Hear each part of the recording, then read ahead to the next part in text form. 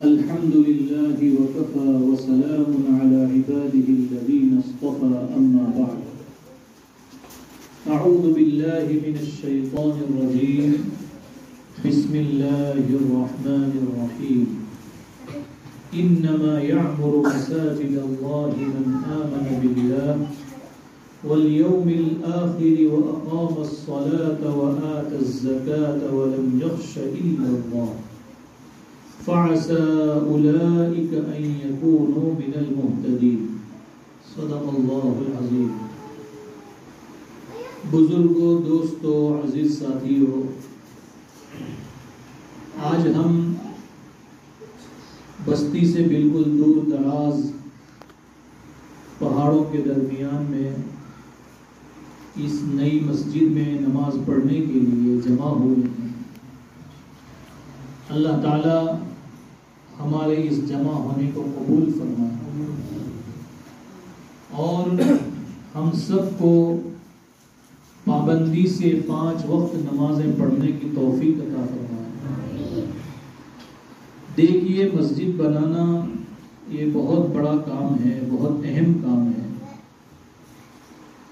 یہاں پر مسلمانوں کے بہت سے مکانات ہیں، بہت سے مسلمان یہاں آباد ہیں، بسے ہوئے ہیں، لیکن نماز پڑھنے کے لیے مسجد نہیں تھی۔ اور ظاہر سی بات ہے کہ مسلمان ہو اور مسجد نہ ہو تو پھر ایسے مسلمان اللہ سے غافل ہو جاتے ہیں۔ مسجد ہو تو پھر مسلمان مسجد میں آتے ہیں، نمازوں کا اہتمام کرتے ہیں، اپنے بچوں کی تعلیم اور تربیت کی فکر کرتے ہیں۔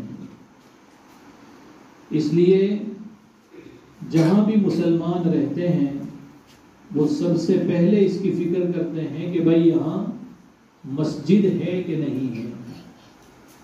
مسجد بنانے کی فکر کرنا یہ مسلمانوں کی ذمہ داری ہے۔ الحمدللہ ہمارے حافظ نعیم صاحب جو مدرسہ اکرام الحسن کے ناظم صاحب ہیں، انہوں نے اس جگہ پر مسجد بنانے کے لیے کوشش کی، محنت کی، تو اللہ کے فضل سے ان کی محنتوں اور برکتوں کی وجہ سے آج یہاں مسجد تعمیر ہو گئی اور ہم سب نے یہاں پر ظہر کی نماز باجماعت ادا کی۔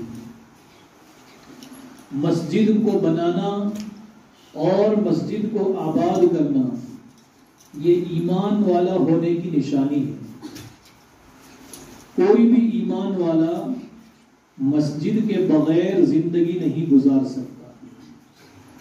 جس طرح مچھلی پانی کے بغیر زندہ نہیں رہ سکتی، اس کو آپ پانی سے نکال دیجئے تو تھوڑی دیر تڑپے گی اور اس کے بعد پھر وہ مر جائے گی۔ اسی طرح مسلمان کے لیے مسجد ہے۔ جو مسلمان مسجد کے ساتھ جڑا ہوا وابستہ رہتا ہے وہ حقیقی زندگی پاتا ہے، روحانی زندگی پاتا ہے۔ اور جو مسلمان مسجد سے کٹ گیا اس کی روحانی موت آ جاتی ہے۔ جسم زندہ ہے لیکن اس کی روح مر جاتی ہے۔ اس لیے ہم مسلمانوں کو مسجدوں کو آباد رکھنے کی اور جہاں مسجد نہیں ہے وہاں مسجد تعمیر کرنے کی کوشش کرنی چاہیے۔ مسجد کو آباد رکھنا یہ ایمان کی نشانی ہے۔ جو آدمی مسجد سے جڑا رہتا ہے وہ اپنے ایمان کو بڑھاتا رہتا ہے، اور جو آدمی مسجد سے جڑا رہتا ہے وہ ہدایت پانے والا ہو جاتا ہے۔ اللہ تعالی نے سب سے پہلے روئے زمین پر اپنی عبادت کے لیے جو گھر بنوایا وہ حضرت آدم علیہ السلام کے ذریعے سے کعبۃ اللہ تعمیر کرایا۔ کعبۃ اللہ سب سے پہلی مسجد ہے جو اللہ کی عبادت کے لیے بنائی گئی۔ پھر اس کو حضرت ابراہیم علیہ السلام نے اپنے بیٹے حضرت اسماعیل علیہ السلام کے ساتھ مل کر دوبارہ تعمیر کیا. وہ بھی اسی طرح پہاڑوں کے بیچ میں ہے. اس زمانے میں وہاں پہاڑ ہی پہاڑ تھے اور کچھ نہیں تھا. تو اللہ تعالیٰ نے کیا ارشاد فرمایا؟ ان اول بیت وضع للناس للذی ببکہ، سب سے پہلا وہ گھر جو لوگوں کے لیے اللہ کی عبادت کے واسطے بنایا گیا، وہ گھر ہے جو مکہ المکرمہ میں ہے. مبارکن وہدن للعالمین، وہ برکت والا بھی ہے اور ہدایت کا ذریعہ بھی ہے ساری دنیا کے لیے. کعبۃ اللہ سے دو چیزیں تقسیم ہوتی ہے، ایک ہدایت اور ایک برکت. اور جہاں جہاں مسجد بن جاتی ہے وہاں وہاں کعبۃ اللہ کے ساتھ کنیکشن جڑ جاتا ہے. جیسے ایک بجلی سپلائی کرنے کے لیے ایک بڑا اسٹیشن ہوتا ہے، پاور اسٹیشن، ٹھیک ہے.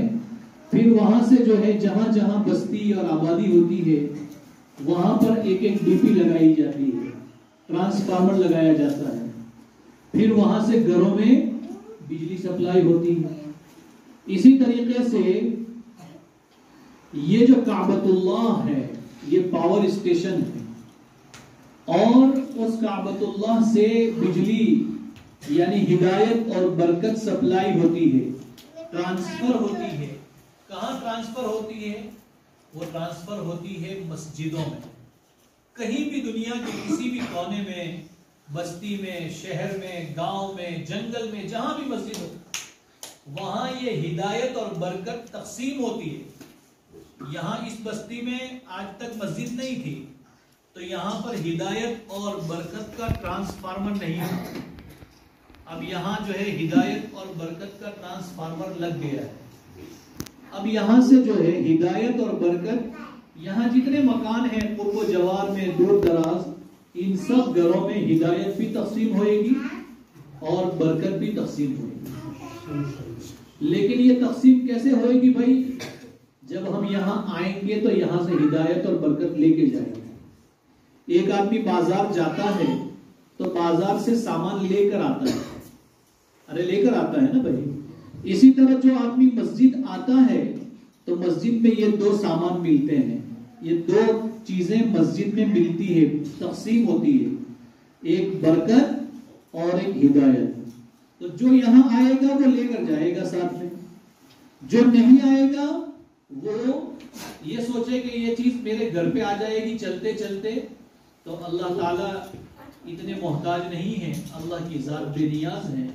اسی لیے اللہ تعالیٰ فرماتے ہیں فیہ آیات بینات مقام ابراہیم ومن دخلہ کان آمنا وللہ علی الناس حج البیت من استطاع الیہ سبیلا ومن کفر، اور جو آدمی میرے اس نعمت کعبۃ اللہ کی ناقدری کرے، وہ کعبۃ اللہ تک نہ جائے، اس کے پاس حج کرنے کی طاقت ہے، پیسہ ہے، پھر بھی حج نہ کرے، عمرہ کرنے کی استطاعت ہے، پھر بھی میرے گھر کی زیارت کو نہ آئے. گویا وہ یوں سمجھتا ہے کہ مکہ جا کے کیا ہونے والا ہے، مکہ جا کے جو ناقدری کرے فَإِنَّ اللَّهَ غَنِيٌّ عَنِ الْعَالَمِينَ، تو اللہ کو ساری دنیا والوں کی بھی کوئی ضرورت نہیں ہے. ایک نہیں، اگر ساری دنیا بھی یہ کہتے کہ ہم مکہ نہیں جاتے اور حج عمرہ نہیں کرتے تو کیا اللہ چھوٹا ہو جائے گا؟ نہیں، اللہ بے نیاز ہے، اس کو میرے اور آپ کے سجدوں کی کوئی ضرورت نہیں ہے، اس کو میرے اور آپ کی نمازوں کی بھی ضرورت نہیں ہے.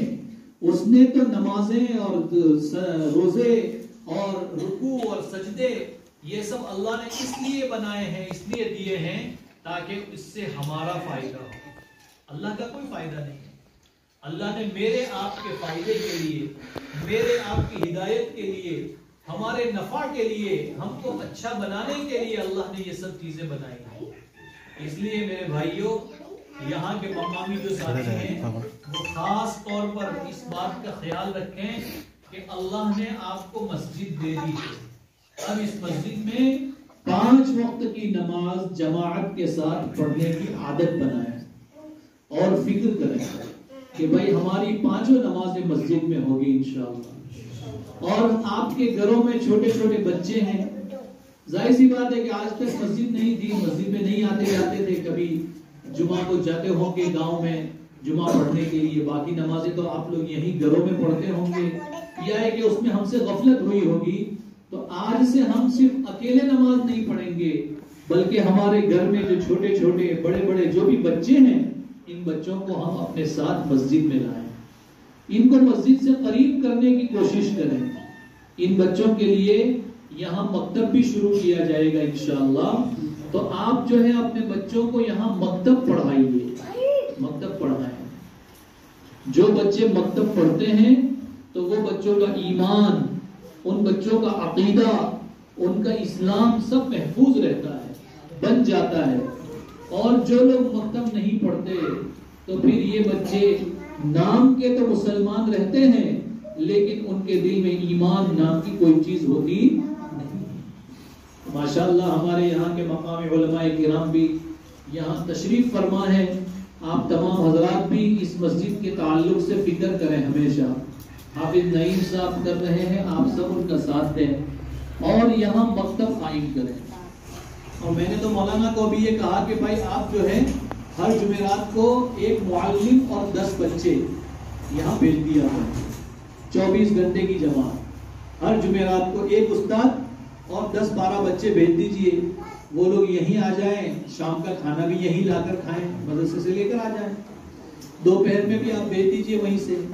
24 گھنٹے یہاں قرآن پڑھیں، تعلیم کریں اور مسجد کو آباد رکھیں. اور جتنے مکانات ہیں ساتھیوں کی ملاقات کریں. ملاقات کر کے ساتھیوں کو تو لانا ہی ہے، ان کے بچوں کو لائیں یہاں پر اور ان کے بچوں کو لا کر چھوٹی چھوٹی صورتیں سکھائیں، ان کو مسجد سے قریب کریں اور فکر دلا کر جائیں کہ بھائی ہم لوگوں نے آج دن پر یہاں نماز پڑھی، اب ہمارے جانے کے بعد بھی آپ کو یہاں نماز پڑھنا. تو انشاءاللہ اس طریقے سے ہم محنت کریں گے، کوشش کریں گے تو اللہ کی ذات سے پوری امید ہے کہ جتنے بھی مکان یہاں بنے ہوئے ہیں یہ لوگ مسجد کو بہت اچھی طرح آباد رکھیں گے انشاءاللہ. اور ان کی نسلوں میں انشاءاللہ حافظ و عالم پیدا ہوں گے. ہاں، ہمیں اپنی نسلوں کے اندر پڑھے لکھے لوگ، حافظ، عالم، دین اور دنیا کا علم لیے ہوئے ایسے افراد کی ضرورت ہے. ہمیں اپنی نسلوں کے اندر جو ہے مزدوری کرنے والے اور حمالی کرنے والے کی ضرورت نہیں ہے. ایسے تو آج تک بہت چلے آئے ہیں، جو بھی لکھتا پڑھتا نہیں ہے وہ یہی کام کرتا ہے. اب ہم یہ چاہیں کہ ہم اپنے بچوں کو اچھا لکھا پڑھا انسان دیکھیں، ہمارے بچے حافظ عالم بنیں، ہمارے بچے اسکول کی تعلیم حاصل کریں، 12ویں پاس ہو جائیں اور اس کے آگے بھی تعلیم حاصل کریں. تو اس کے لیے بھی ہمیں اپنے بچوں کو مسجد سے، مکتب سے، مدرسے سے جو ہے مربوط کرنا پڑے گا، جوڑنا پڑے گا. تو انشاءاللہ یہاں جتنے بھی ساتھی بیٹھے ہیں، مقامی ساتھی کتنے ہیں ہاتھ اٹھائیے، میں تو پہچانتا نہیں ہوں بھائی. 1 2 3 4 5 ماشاءاللہ دیکھو 5 ساتھی موجود ہیں. بچے کتنے ہیں یہاں کے مقامی؟ ارے کھڑے ہو جاؤ. یہاں اس بستی کے کتنے بچے ہیں؟ دیکھو ماشاءاللہ 1 2 3 4 5 6 7 8 دیکھیے یعنی یہ سمجھیے کہ ایک صف 1.5 صف کے مصلی تو آپ کے پاس ہیں. یہ تو جو موجود ہیں، ابھی تک جو نہیں آئے وہ الگ ہوں گے. تو بھائی سب فکر کریں گے انشاءاللہ، کریں گے بھائی سب لوگ. ہاں سب فکر کریے انشاءاللہ. آپ جو ہے اپنے گھر میں برکت دیکھیں گے، آپ اپنے گھر میں اس کی خیر برکت، اس کا فائدہ دیکھیں گے اپنی نظروں سے. آپ کے کاروبار میں آپ کے جو جانور ہیں، گائے بھینسیں بکریاں جو بھی ہیں، کھیتی ہے، جو بھی اللہ کی نعمتیں ہیں، اس میں بہت برکت ہوئے گی انشاءاللہ. اور اس کے ساتھ ساتھ ہمارا ایمان مضبوط ہوگا، ہم ہدایت پر آئیں گے، ہم اللہ سے اپنا تعلق جوڑیں گے، اللہ اللہ کرنے والے بنیں گے انشاءاللہ. تو اس سے ہماری زندگی دنیا بھی بنے گی اور آخرت بھی بنے گی. تو بھائی جتنے بھی یہاں مقامی ساتھی بیٹھے ہیں، آپ سب کو میں مبارکباد پیش کرتا ہوں کہ آپ کے ایسے دور دراز ایسے بستی میں بھی اللہ نے مسجد بنوا دی. آج لوگ مسجدوں کے لیے جو ہے سال ہر سال انتظار کرتے ہیں. یہ ہمارے ناظم صاحب نے بہت مسجدیں بنائی ہیں، پوچھیے ان سے، انہوں نے کم سے کم 500 مسجد جامعہ کی تعمیر کی، جامعہ اکل پور، لیکن ابھی بھی بہت سے علاقے ایسے ہیں کہ جو بیچارے تقاضے لے کر بیٹھے ہیں کہ مسجد دو، لیکن مسجد نہیں ہے، حالانکہ وہاں بڑی آبادی، بڑی بستی ہے، یہاں تو اتنی زیادہ آبادی بھی نہیں ہے، لیکن یہ آپ لوگوں کی طلب اور آپ لوگوں کی تڑپ اور آپ لوگوں کی دعاؤں کا نتیجہ ہے کہ آپ نے سچے دل سے اللہ سے مانگے ہوں گے تو حافظ نعیم صاحب نے تھوڑی فکر کی، اللہ نے مسجد دلا دی، اللہ نے مسجد دلا دی۔ یہ رمضان کے مہینے میں یہ مسجد منظور ہوئی تھی، پچھلے رمضان میں، اور رمضان کے بعد اس کا کام شروع ہوا تھا۔ آج سوچیں آپ، شوال، ذوالقعدہ، ذوالحجہ، محرم، صفر، ربیع الاول، ربیع الاخر، یعنی 6 مہینے کے اندر مسجد بن کے تیار ہو گئی اور نمازیں شروع ہو گئی۔ اتنے جلدی کام جو ہے اکا دکا کوئی مسجد کا ہوتا ہے، ورنہ بڑا ٹائم لگ جاتا ہے، پیسے جمع کرنا کوئی آسان کام نہیں ہے۔ تو اللہ کا فضل ہے، اللہ کا کرم ہے، ماشاءاللہ آپ لوگوں کی جو ہے یہ اخلاص کی برکت ہے کہ یہ مسجد بن گئی الحمدللہ۔ تو اب جتنے بھی یہاں مکانات ہیں سارے لوگ انشاءاللہ یہاں 5 وقت کی نماز پڑھیں گے، بھائی پڑھیں گے انشاءاللہ، پکی نیت کرو اور اپنے بچوں کو بھی پڑھانے کی نیت کرو کہ ہمارے بچے بھی پڑھیں گے، اس میں ہمارا فائدہ ہے۔ بھائی بچے پڑھیں گے تو کس کا فائدہ ہے؟ بچے لکھے پڑھے ہوئے بنیں گے، بچوں کا مستقبل روشن ہوئے گا، بچے جو ہے اچھے بنیں گے، آپ کا نام روشن کریں گے، نیک نامی حاصل کریں گے، بہت فائدہ ہوگا انشاءاللہ۔ اللہ تعالیٰ ہمارے یہاں جمع ہونے کو بے انتہا قبول فرمائے۔ دیکھیے ہماری خوش قسمتی مولانا نسیم الدین صاحب تشریف لے آئے، ایسے جنگل میں بھی حضرت آئے ماشاءاللہ۔ میری بات ختم ہو چکی ہے، ارے میری بات ہو گئی، صحیح ختم ہو گئی۔ تو ہم مولانا نسیم الدین صاحب افتاحی دامت برکاتہم العالیہ کا بھی استقبال کرتے ہیں۔ حضرت اتنے دور یہاں تشریف لائے، میں تو سوچ بھی نہیں سکتا، ماشاءاللہ۔ اللہ تعالی حضرت کی آمد کو قبول فرمائے اور اس پوری بستی کے پھلنے پھولنے